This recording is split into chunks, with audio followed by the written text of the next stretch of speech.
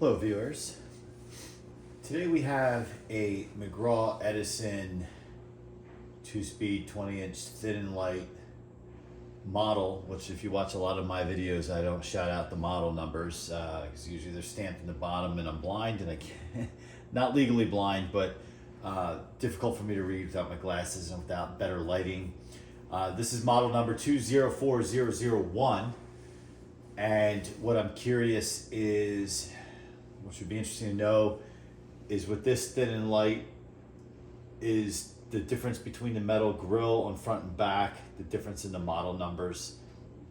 Probably, right? They probably don't call this 204001 if it has the plastic front grille on it. That being said, this is a rare one that I have. Well, the fan itself isn't super rare enough, but rare in the sense that I have the box. It was, I acquired this with the box as well. I love the old marketing bullets here. Easy to move and store, which is kind of funny. It sounds like it's geared for an old person. Thinner than other box fans. Something to be said about that. I mean, if this was as thin as they made box fans, I would be very happy, meaning they never get thinner than this, because the Lascos and the Polonis and Homes of today are just way too skinny as box fans. Lighter weight. These are still pretty heavy fans. It's awesome. Moves more air with jet stream blade design. The good old banana blades. 2-speed control. Yeah, that being said, with 2-speed control, it's interesting with the thin and lights that they did that, versus the 3-speed. But then really honestly, most cases, I rarely use medium on a 3-speed fan. Maybe on an old Lakewood where the low is like super low, but it's not, you don't want high. Medium could be kind of like your low. Or on some of the fans where high will just blow you away, you tend to use medium as the high.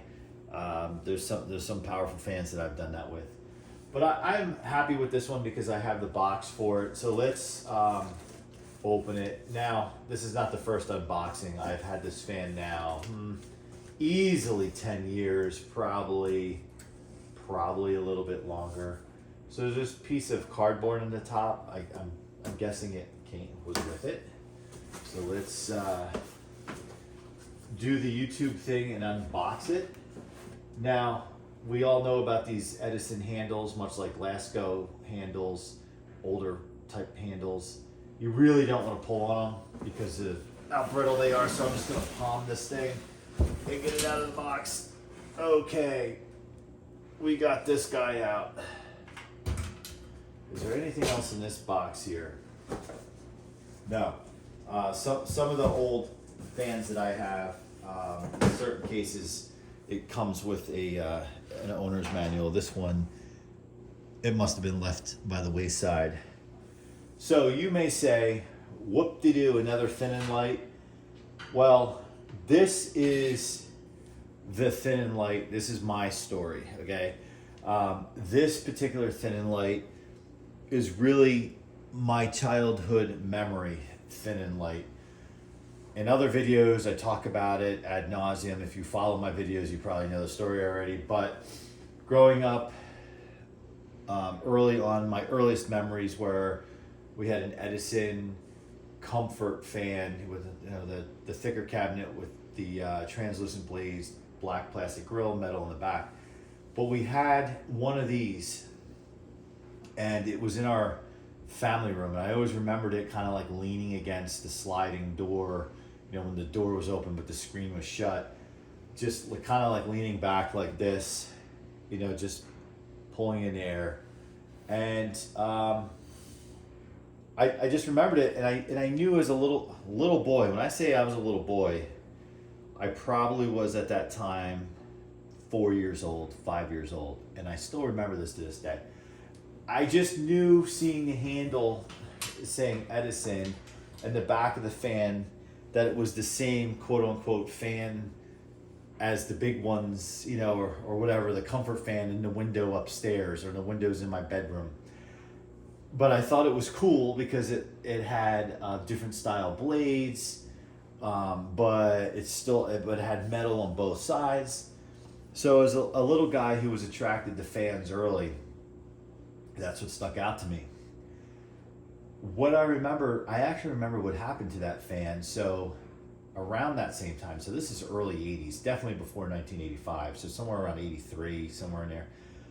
I actually remember like walking through the family room and not seeing that fan and wondering where it went. And my parents told me it's out front for the trash.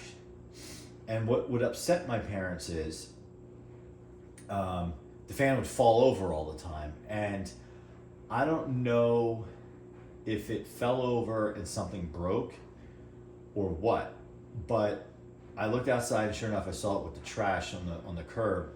And I remember that day it was raining and I wanted to get it. I wanted to go get it. I didn't want it thrown out. Again, keep in mind my age. I'm 4, maybe 5 years old. Probably like 5 years old, 5, 6 years old at that point. And my parents refused to let me out there to get it. They're like, no, it's garbage. You don't want it. It's garbage. I'm like, yes, I do want it. And they wouldn't answer me because I was like, what happened? Is it broken? Whatever. The odd part about that is I recall to this day having a dream. Now, those of you actually watching this video are probably going to think I'm out of my mind. I am out of my mind. That I had a dream that the fan fell over and it like smashed it. And I was convinced that that's what happened to it. So who knows? Maybe I wasn't dreaming. Maybe it really happened. Much like that fan of the early 80s, this one doesn't have any feet. I know it shipped or whatever, it came with feet because it has the slots, and I have other thin lights that are different variants of this that has feet to it. So I'm thinking my parents, whatever, they opened the box, they lost the feet or whatever, they threw out the box, maybe the feet were in the box, whatever. So this was the first kind of thin light I was chasing down when I really started collecting in the like later 2000s, when it started to become like eBay was a thing and Craigslist and all that, where you could really connect with other collectors and seeing what they were selling or whatever, giving away in terms of Craigslist. And in one of my previous videos of a thin light with the plastic grill, I ended up getting my hands on that fan first because it was the closest thing I could find to this one. But sure enough, this one showed up. I believe I have a couple of this exact model. I definitely have 3 with the plastic. Previous video, if you're on my channel, I did one that has kind of a grayish metal grill, but with the translucent blades. In fact, I am, if I step in front of the camera, I'm actually looking at it. I can just hold it up really quick. This other thin light, check out the video on this one. Pretty neat as unique front grill. So this fan, when I got it, I was like, okay, well, I got the exact fan that I remember as a kid. Cool. All right. So that's my backstory. I'm going to fire it up. I don't use this fan. I think I turned it on one time 10 years ago. The cord is still wrapped up, and when I turn it around, I'll show you. The cord is still tied up from when I originally purchased it. For all I know, the thing is on right now. I have to go to plug it in. Nope. Which is good. So let's see. So in a way, this is kind of a re-unboxing together with you. So turn it on. I apologize if the air blowing into the camera. I did notice there's some play on the back grill. So yeah, it's missing a bolt, which I do see in the bottom of the cabinet right there on this side over here. So we might get some excessive rattle. Well, that being said, it's not even turning on. Wow, talk about a fail. That was live. I haven't turned this thing on in 15 years. I just got a hum from the motor. There's a hum from the motor, and I can't tell if I can move the, it's totally frozen. Yeah, so we know what we need to do here. For those of you who collect, know what you're doing with the fan. This sucker is locked up. I've never seen an Edison locked up before. Typically it's your Lascos of the world that lock up. My experience has been they typically will just get slower and slower, or they burn up before they lock up. So we know what we need to do on this one, which is a surprise to me. It also gives me another project. I'll just flip it around. And some dirt, dust. Yeah. This is where I was talking about here. So a dead giveaway. It's missing one up here. I don't know what the heck happened. So if you are, both of those.